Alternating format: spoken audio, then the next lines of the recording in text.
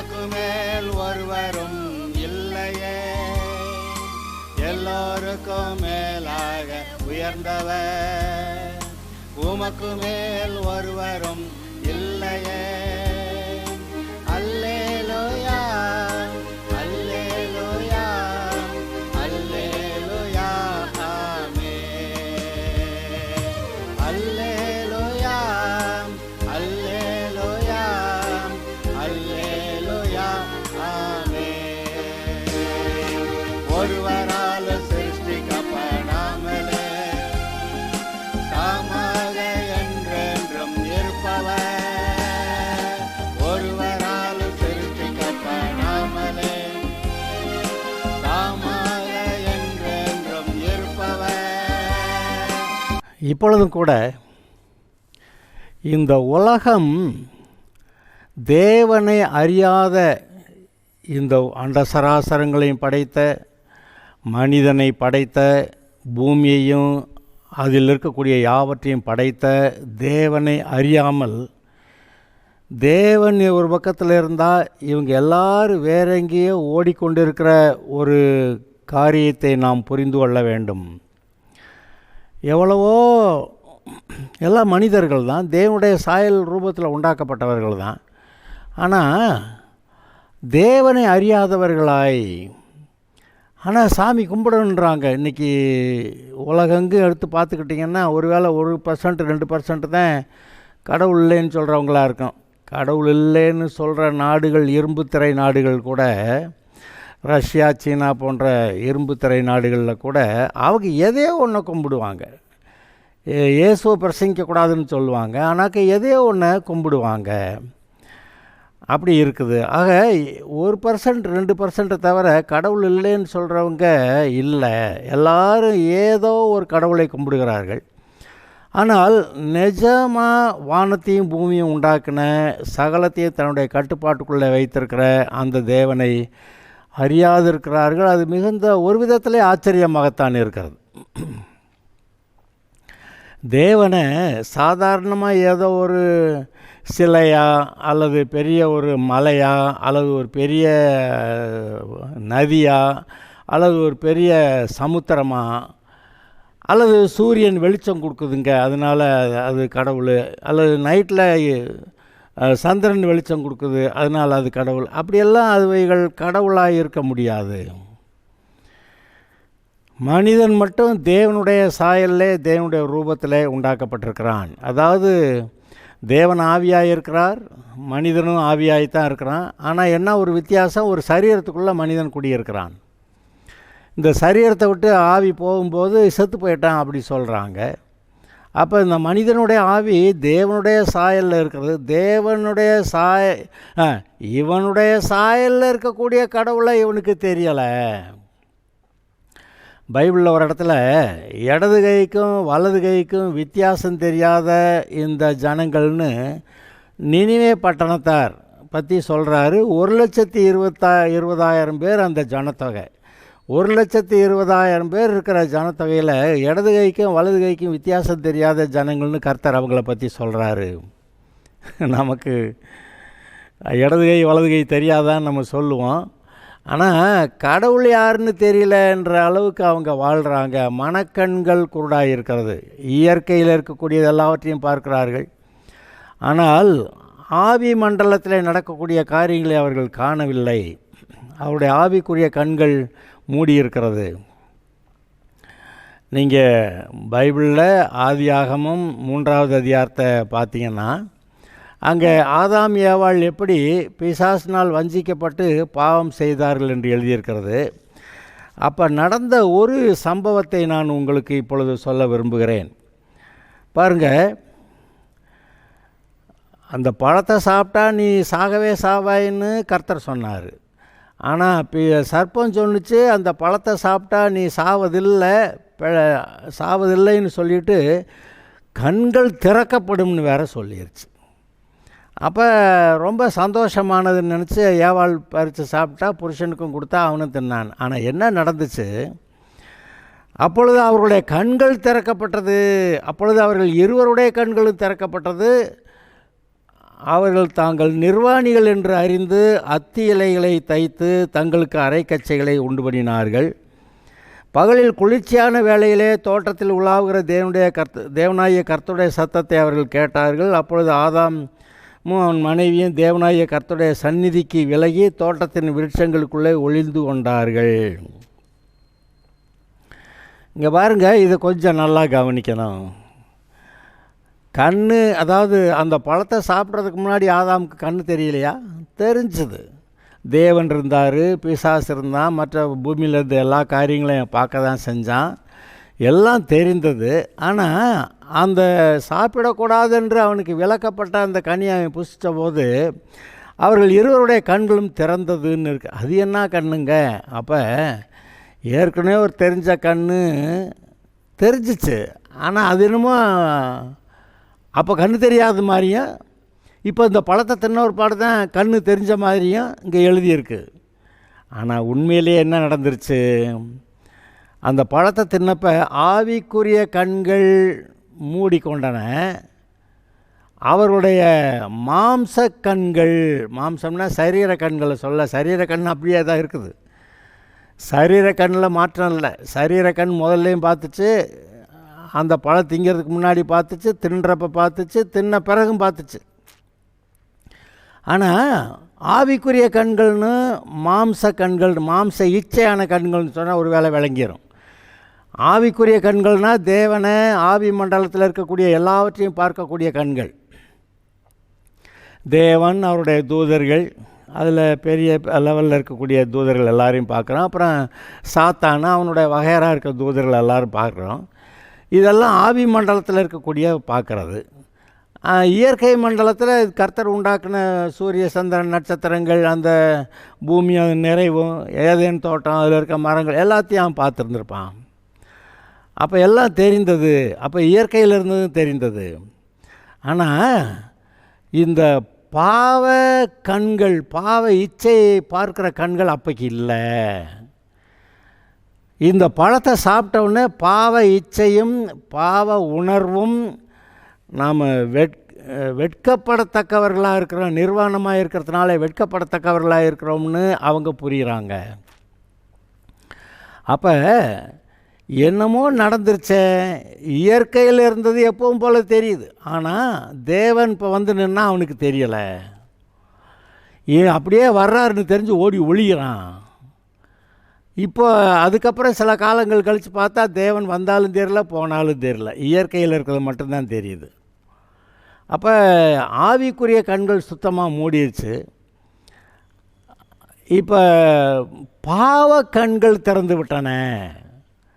அந்த பாவ இச்சைகளை தூண்டுகிற எண்ணங்கள், அப்புறம் அந்த பாவங்களை பார்க்குற அந்த பாவ கண்கள் அது திறந்துருச்சு.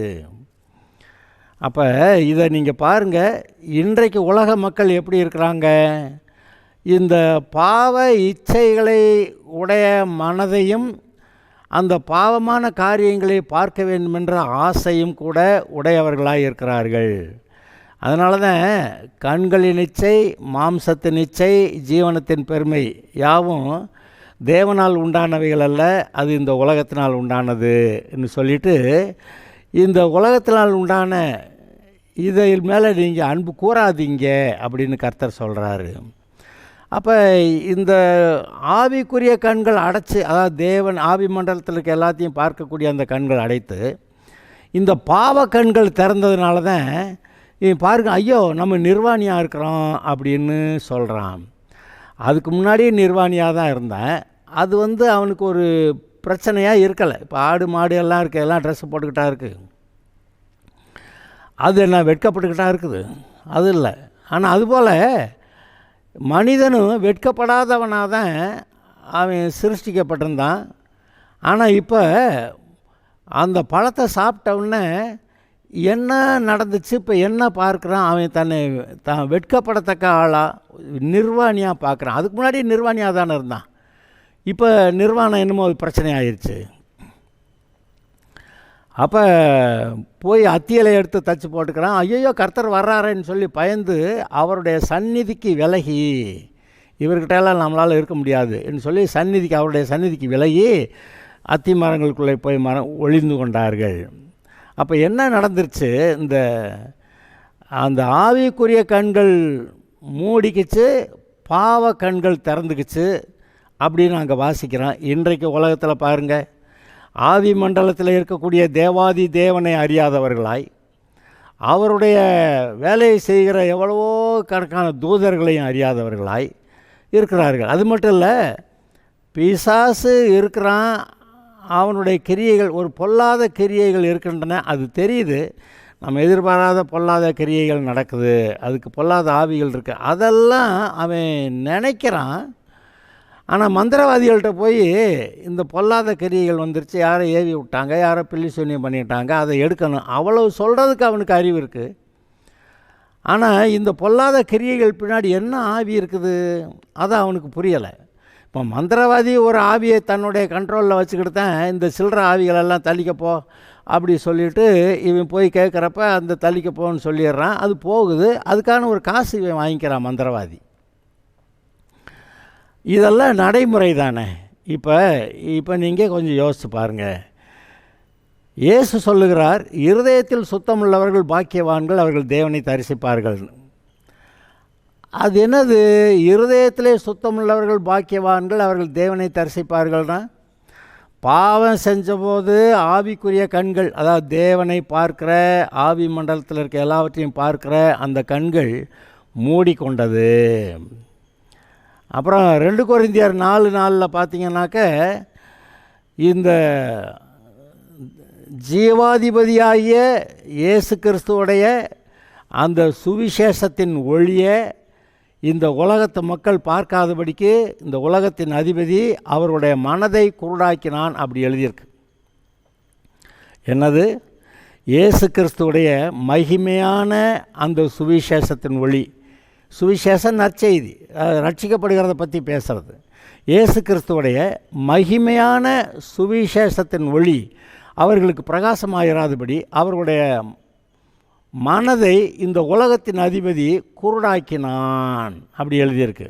அப்போ என்ன நடத்திட்டான்? ஆவி மண்டலத்தில் இருக்கிறதெல்லாம் பார்க்க முடியாமல் போனது காரணம் என்ன?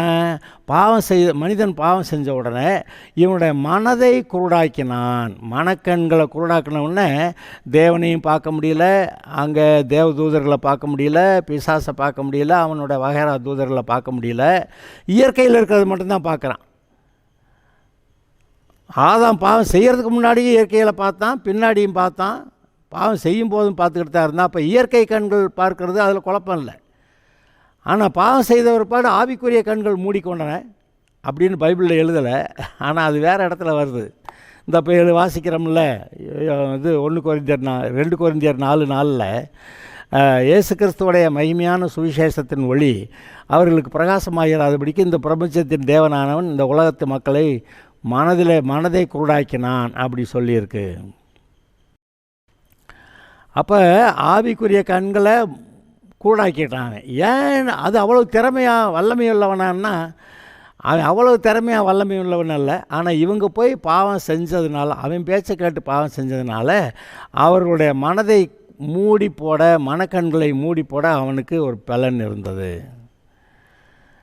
சரி, இப்போ தேவனை பார்க்குற கண் வேணும். இப்போ இதுக்கு என்ன செய்யணும்? தேவனை பார்க்க கண்ணுனா இப்போ கர்த்தர் கேட்குறாரு, இருதயத்தில் சுத்தமுள்ளவர்கள் பாக்கியவான்கள், அவர்கள் தேவனை தரிசிப்பார்கள். மத்தேயு 5:8 இருதயத்தில் சுத்தமுள்ளவர்கள் பாக்கியவான்கள், அவர்கள் தேவனை தரிசிப்பார்கள். இப்போ ஆதாம் பாவம் செய்கிறதுக்கு முன்னாடி தேவனை பார்த்தான், பாவம் செஞ்ச ஒருபாடு தேவனை பார்க்க முடியல.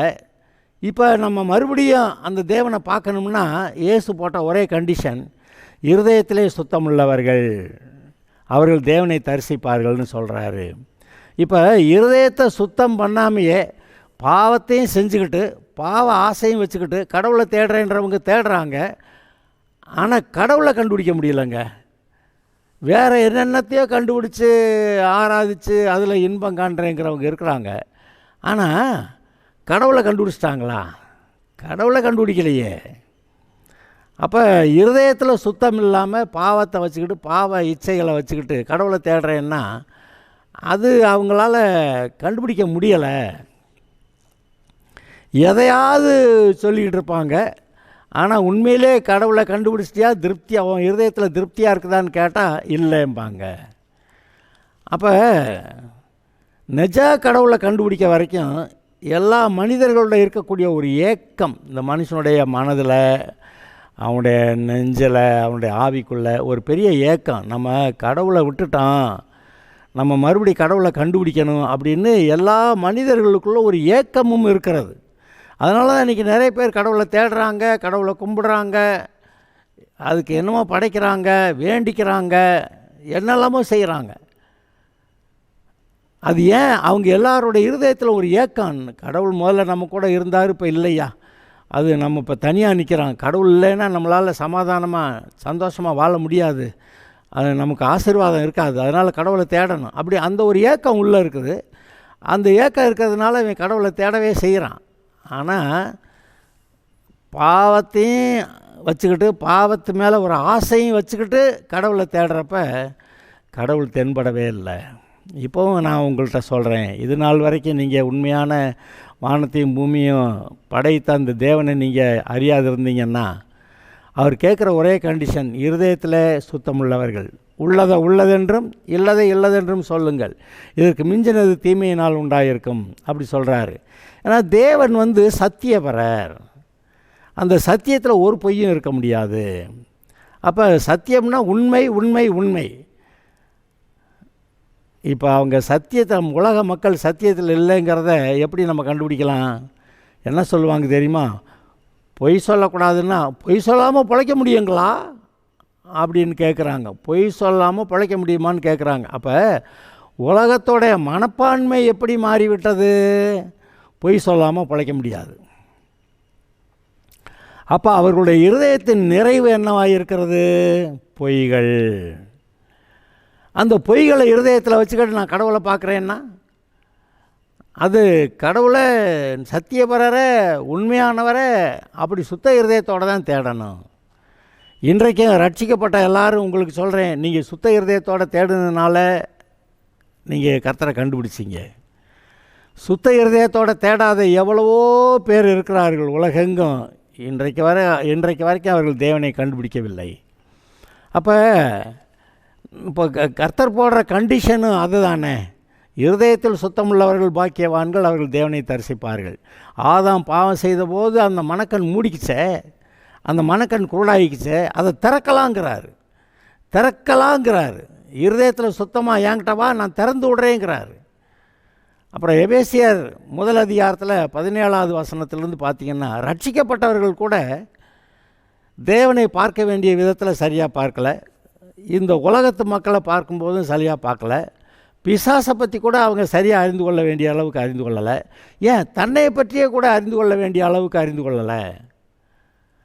அது ஏன் அப்படின்னு சொன்னால், ரட்சிக்கப்பட்டிருக்காங்க, ஆனால் அந்த உண்மையாக பூரணமான வெளிச்சத்தில் கர்த்தர்கிட்ட வரணுங்கிற ஆசை இல்லாமல் ஓரளவுக்கு கர்த்தருடைய வழியில் வந்துக்கிட்டு, நான் இப்போ விட்டால் பரலோகம் போயிடுவேன்னு சொல்லிக்கிட்டு அப்படியே வாழ்க்கையை ஓட்டிக்கிட்டு இருக்கிறாங்க. ஆனால் தேவன் சத்தியபரர். அவர் என்ன சொல்கிறாரு?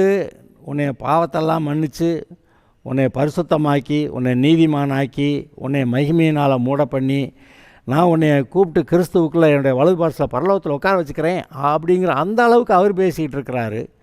ஆனால் நமக்கு ரட்சிக்கப்பட்டேன் ஆனாக்க ரொம்ப கஷ்டம், பிரச்சனையாக இருக்குது, இப்படி சொல்லிட்டு போயிட்டுருக்கிறவங்க ஏகப்பட்ட பேர் பார்த்தீங்களா? அதில் தான் அங்கே பவுல் எழுதும்போது, உங்களுடைய மனக்கண்கள் பிரகாசமாக வேண்டுமென்று உங்களுக்காக வேண்டிக் கொள்ளுகிறேன். எபேசியர் 1 அதிகாரம் 17லேருந்து 22க்குள்ளே வாசிங்கன்னா அப்படி இருக்குது. உங்களுடைய மனக்கண்கள் பிரகாசமாகும்படி, மனதை குருடாக்கி நான் பாவம் செஞ்சப்ப, இயேசுவை ஏற்றுக்கிட்டப்ப கண்ணு திறந்துச்சு, ஆனால் இன்னும் தெளிவாக பார்க்கல. அப்போனா இன்னும் கொஞ்சம் சுத்த இருதயம் வேணும். அப்போ சுத்த இருதயத்தோடு கீழ்ப்படியும் போது தேவனை பற்றிய முழு விவரத்தையும் நம்ம தெரிந்து கொள்ளலாம். ஏனென்றால் நமக்குள்ளே கிரியை செய்கிற பரிசுத்த ஆவியானவர் தேவனுடைய ஆழங்களையும் ஆராய்ந்தவர், தேவனை பற்றிய வெளிப்பாட்டை நமக்கு கொடுக்கிறார். எந்த அளவுக்கா? நீங்களும் இயேசுவை அறிந்து இயேசுவை போல பூரண புருஷராகும் வரைக்கும் நீங்கள் இயேசுவை போல் மாறுறதுக்கு உங்களுக்கு விவரங்களை கொடுப்பாரு. தேவனை பார்ப்பீங்க, இயேசுவை பார்ப்பீங்க அப்படி சொல்கிறாரு. அப்படியானா இப்போ நாம் கடவுளை தேடுற இருதயம்னு கேட்டால் சுத்த இருதயம். சுத்த இருதயத்தோட வானத்தையும் பூமியும் உண்டாக்குன கடவுளே நாம் பார்க்கணும்னா எப்படியாவது உன்னை கொண்டு போய் அங்கே அந்த கடவுள் தாம் பக்கமாக இழுத்துருவார். பாவத்தோட என்ன விட்டுருவார். நான் பாவமும் வேணும், எனக்கு கடவுளும் வேணும், நீ பாவத்தையே வச்சுக்க, பாவத்தை உண்டாக்க சொன்ன ஒரு ஆள் அந்த பிசாசு இருக்கான்ல அவன் வகையறா போதும் உனக்கு அப்படின்றாரு. அவங்கள ரட்சிக்கிறதே இல்லை. எப்படி? பாவம் வேணுங்கிறவங்க பாவத்தை அசுத்தமான எண்ணங்களை மனசில் வச்சுக்கிட்டு நான் கடவுளை தேடுறேன்னா தென்பட மாட்டார். அப்படியே கண்டு கேட்டாலும் நீ என்கிட்ட இருக்க முடியாதுன்றார். ஏன்னா அந்த ஒரு இடத்துல வசனம் சொல்லுது, பாவிகள் நீதிமான்களின் சபையில் நிலைத்திருப்பதில்லை. இப்போ ஒரு சபை வருது, எல்லாம் சபை மக்கள் எல்லாம் இருக்கிறாங்க. அவங்க ரட்சிக்கப்பட்டவங்க, இயேசுவின் இரத்தத்தால் கழுவப்பட்டவங்க, பரிசுத்தமாக்கப்பட்டவங்க. இந்த சபைக்குள்ளே ஒரு பாவி நான் சர்ச்சுக்கு வர்றேன் அப்படின்னு சொல்லி உட்காரலாம். ஆனால் இந்த பாஸ்டர் என்ன செய்வார்? பாவத்தில் வாழக்கூடாது, நம்ம மனம் திரும்பணும், நம்ம ஆண்டவரை ஏற்றுக்கிட்டா அவர் பரிசுத்தமாக்குறாரு, பரிசுத்த ஆவியானவர் நமக்குள்ளே வருவார், தேவனை அறிகிற அறிவை நமக்கு தருவார், அப்போ நம்ம கர்த்தருடைய பிள்ளையாக வாழலாம், போகிறதும் பரலவும் போகலாம் அப்படி சொல்லுவார். அப்போ ஆரம்பத்தில் என்ன பாவம் இல்லாமல் வாழ்கிறத பற்றி சொல்கிறார். மனம் திரும்பி பாவத்தை விட்டு விலகி ஆண்டவராக இயேசுவை ஏற்றுக்கொண்டு வரும்போது இங்கே பாவத்துக்கு இடமே இல்லை. அப்படி ஆளுக கர்த்தருடைய சபைக்குள்ளே உட்காந்துருக்கவும் முடியாது. ஏன்னா வர்றப்பெல்லாம் யோசிப்பான், இந்த ஆள் எப்போ பார்த்தாலும் பாவத்தை விட்டு மனம் திரும்பு, பாவத்தை விட்டு மனம் திரும்புன்னே சொல்கிறேன், இது ஒன்றும் சரியா இல்லைப்பா அப்படின்ட்டு ஓடி போயிடுவான். அதனால தான் பைபிள் சொல்லுகிறது, அந்த பாவிகள் நீதிமான்களின் சபையில் நிலை நிற்பதில்லைன்னு. அதை யோசித்து பாருங்கள். இன்றைக்கும் அந்த ஆதாமுடைய காலத்திலிருந்து இன்றைக்கு வரைக்கும் சுத்த இருதயத்தோடு நான் தேவனை தேடுகிறேன் அப்படின்னு சொல்லி வந்திருக்கிற எல்லாரும் தேவனை கண்டார்கள், ரட்சிக்கப்பட்டார்கள். இந்த உலகத்தில் இன்னொரு பெரிய பொய் இருக்குது, என்னென்னா கடவுளை பார்க்கவே முடியாது. ஆமாம், பாவத்திலே வாழணும்னு ஆசைப்பட்டுக்கிட்டு பாவ இச்சையை வச்சுக்கிட்டு அப்போ அது தேவனுக்கு புறம்பானது, தேவனுக்கு எதிரானது. அப்போ பாவத்தோடு வாழ்ந்துக்கிட்டே கடவுளை பார்க்குறேங்கிறவங்க பார்க்க முடியாது. அது உண்மைதான், அது உண்மைங்க. ஆனால் மனம் திரும்புதலோடு இயேசுவை ஏற்றுக்கொண்டேன்னு வந்தால் தேவனை பார்க்க முடிகிறதே. அப்போ பார்க்க முடியாதுங்கிறதெல்லாம் எவ்வளோ பெரிய பொய். மனுஷன் கடவுளை பார்க்க முடியாது. பியாண்ட் அவர் மைண்டு, நம்முடைய மனதுக்கு அப்பாற்பட்டவர், நம்முடைய உள்ளத்துக்கு அப்பாற்பட்டவர், அதான் உள்ளத்தை கடந்தவர் அப்படி சொல்லிட்டு நம்மளால் பார்க்க முடியாது அப்படின்னு தீர்மானமாக முடிச்சிட்டாங்க. ஆனால் இம்மனன்ட்டுன்னு ஒரு வார்த்தை இருக்குது. எங்கிலும் எதிலும் தேவன் இருக்கிறார். அவர் சர்வ வியாபி, எல்லா பக்கமும் வியாபித்திருக்கிறார். அவர் எல்லாரையும் அறிந்திருக்கிறார். நீங்கள் அந்த தேவனை அறிந்து கொள்ளலாம். ஒரு இடத்துல வசனம் சொல்லுது, நீங்கள் தடவியாயிலும் அவரை கண்டுபிடிக்கத்தக்கதாக அவர் ஒருவருக்கும் தூரமானவர் அல்லவே. இப்போ நம்ம தடவுனா எவ்வளோ தூரம், கை நீள தூரம், அவ்வளோதான் தடவ முடியும். அதுக்குள்ளே தான் இருக்கிறாராம் கர்த்தர், அதுக்குள்ளே நம்முடைய ஆண்டவர் இயேசு இருக்கிறாராம், கர்த்தர் இருக்கிறாராம், தேவன் இருக்கிறாராம். ஆனால் இங்கே இருக்கிறவரை காணான்றான். என்னடான்னாக்க மனக்கண்கள் சரியா இல்லை, மனக்கண்கள் திறக்கப்படலை. இருதயத்தில் சுத்தமாக இருந்தால் மனக்கண் வானத்தையும் பூமியை உண்டாக்கின கர்த்தர் எவ்வளவு பெரியவர் அப்படின்னு பார்த்துருவாங்க. ஆனால் அதை பார்க்கக்கூடிய மனநிலை ஏன் வரலை? எதையாவது பார்த்து எதையாவது கும்பிட்டு அப்படி பாருங்கள், சூரிய சந்திர நட்சத்திரங்கள், அப்புறம் என்ன சமுத்திரங்கள், ஆறுகள், நதிகள், ஏன் சில மிருகங்கள் எல்லாம் கூட, சில பெரிய மனிதர்கள் கூட எல்லாம் கடவுள்களாய் கும்பிடப்படுகிறார்கள். ஆனால் இதெல்லாம் சிருஷ்டிகள், சிருஷ்டிக்கப்பட்டவை. அப்போ சிருஷ்டிகர், அந்த சிருஷ்டிகரை நம்ம பார்க்கணும். அந்த சிருஷ்டிகரை பார்க்கறது தானே நம்ம கடவுளை பார்க்குறது. அதனால தான் அவர் எழுதியிருக்கிறாரு, இந்த அண்ட சராசரங்களையும் பார்த்தாவே இதெல்லாம் உண்டாக்குன ஒருத்தர் இருக்கிறாருன்னு அவனுக்கு தெரியுமில்லன்றார். அப்படி உண்டாக்குன ஒருத்தர் இருக்கிறாரே, நான் அவரை பார்க்கணுன்னு சொன்னால் அவர் நேரடியாக நம்மக்கிட்ட பேசுகிறாராம். அவர் பேசும்போது தான் அவர் ஆவியாக இருக்கிறார், நம்மளும் ஆவியாக தான் இருக்கோம். அதனால் பரிசுத்த ஆவியானவர் நம்முடைய உள்ளத்தில் தேவனை பற்றிய வெளிப்பாட்டை கொடுக்குறாராம். அருமையானவர்களே, இந்த தேவனை பற்றிய வெளிப்பாடு கட்டாயம் வேணும். சும்மா வெறுமனே போய் அங்கே போனேன், இங்கே போனேன், காணிக்க கொடுத்தேன், கும்பிட்டேன், இங்கே இப்படி நடந்து போனேன், இப்படி மோட்டர் சைக்கிளில் போனேன், இல்லாட்டி இப்படி வேன் எடுத்துக்கிட்டு போனேன், இல்லை ஏன் வெளிநாடுகளுக்கே போயிட்டுலாம் வந்தான், அப்படி வேஸ்ட். ஏன்னா கடவுள் இங்கே இருக்கிறார். இங்கே இருக்கிறவரை நீங்கள் இங்கே உங்கள் மனதில் பார்க்கலாம். தேவன் ஆவியாக இருக்கிறார், நீங்களும் ஆவியாக இருக்கிறீங்க. அந்த ஆவிக்குரிய கண்கள், மனக்கண்கள், அந்த மனக்கண்களில் நீங்கள் பார்க்கலாம். கடவுளை பார்க்க முடியாதுன்னு அவர் சொல்லலை. யாருமே கடவுளை பார்க்க முடியாதுன்னு சொல்லலை. ஏன்னாக்க இருந்தால் தான் பார்த்துட்றான். இப்போ நாம் சொல்கிறோம், இயேசுவை ஏற்றுக்கிட்டேன், என்னால் தேவனை பார்க்க முடியுது. ஆவி மண்டலத்தில் அவர் எப்பேற்பட்ட பெரியவரா, மகிமை உள்ளவரா, வல்லமை உள்ளவரா, அவர் நம்ம எல்லாம் சத்தியத்தில் நடத்துகிறவரா, ரட்சித்திருக்கிறவரா, பரலோகம் கொண்டு போய் சேர்க்கிறவரா, அப்படி இருக்கிறாருன்னு எல்லாத்தையும் நீங்கள் பார்க்குறீங்க. ஆவிக்குரிய கண்களை கொண்டு பார்க்கிறீர்கள். அதுதான் சரி. இப்போ இந்த ஆவிக்குரிய கண்கள் தெரியாதவங்க, மறைந்திருக்குதுன்னு சொல்கிறவங்க, கண் மூடி இருக்குதுங்கிறவங்க, அது ஏன் தொடர்ந்து மூடி இருக்குது? அவங்க இந்த சத்தியபரராகிய நிஜ கடவுளை பார்க்க பிடிக்கலை. அங்கே ஒரே ஒரு பிரச்சனை. ஏன் பிடிக்கலைன்னு கேட்டால், நீங்கள் பாவம் செய்யக்கூடாதுன்னு சொல்லுவீங்க. அப்படி தேவனை பார்க்கலான்னா, இல்லைங்க அங்கெல்லாம் வந்தாக்க எனக்கு பாவம் செய்ய விட மாட்டீங்க, நான் வரமாட்டேன் அப்படின்னு சொல்கிறாங்க. அப்போ அதெல்லாம் ஆச்சரியமாக இல்லையா?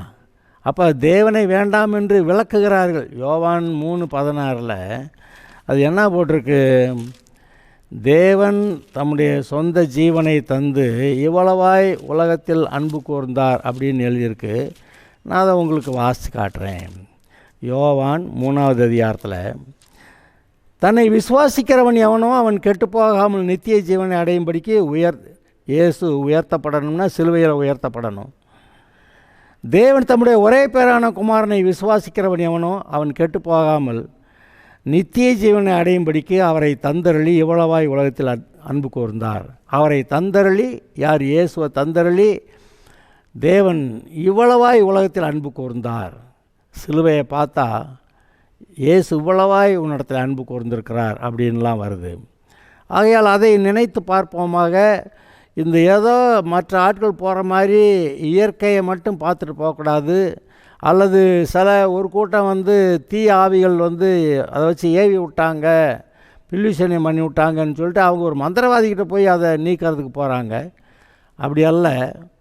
நீங்கள் இருதயத்திலே சுத்தமுள்ளவர்களாக இருந்தால் நீங்களே தேவனை தரிசிப்பீர்கள், தேவனை பார்ப்பீர்கள்.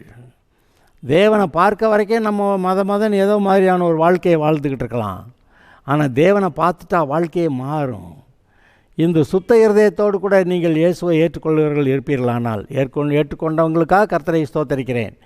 ஆனால் இப்போ இதுவரைக்கும் நான் இயேசுவை ஏற்றுக்கொள்ளலை, நான் ரட்சிக்கப்படலை அப்படின்னாக்க, இன்றைக்கு நான் சொல்லுகிறேன், இந்த இயேசு கிறிஸ்து உங்களுடைய பாவங்களுக்காக சிலுவையிலே பரிகாரம் செய்து கொண்டிருந்தார். நாம் அனுபவிக்க வேண்டிய பாடுகளை, அந்த வியாதிகளை, அந்த வேதனைகளை, அந்த மரணத்தை அவர் அங்கே சந்தித்தார். நமக்கு பதிலாக அவர் தண்டனையை வாங்கிக்கிட்டார். இப்போ தண்டனை அவர் வாங்கிக்கிட்டதுனால பாவத்துக்கு தண்டனை செலுத்தியாச்சு. ஆனால் இப்போ நம்ம இயேசுவை ஏற்றுக்கிட்டால் அந்த பரிகாரம் நமக்கு பலிக்கிறது, இல்லாட்டே பலிக்காது. அந்த இயேசுவை நீங்கள் ஆண்டவராக இரட்சகராக ஏற்றுக்கொள்ளும்போது, அது எப்போ? பாவத்தோடு இருக்கிறவன் அதை ஏற்றுக்கிற மாட்டான். பாவத்தை விட்டு மனம் திரும்புகிறேன் அப்படிங்கிறவன் தான் சுத்த இருதயத்தோட இயேசுவை ஏற்றுக்கொள்ள முடியும், மற்றபடி இல்லை. அதனால் அருமையானவர்களை நான் உங்களுக்கு சொல்லுகிறேன், இந்த இயேசுவை சுத்த இருதயத்தோடு நீங்கள் ஏற்றுக்கொள்ளுங்கள். நீங்கள் ரட்சிக்கப்படுவீர்கள், தேவனுடைய பிள்ளையாவீர்கள்.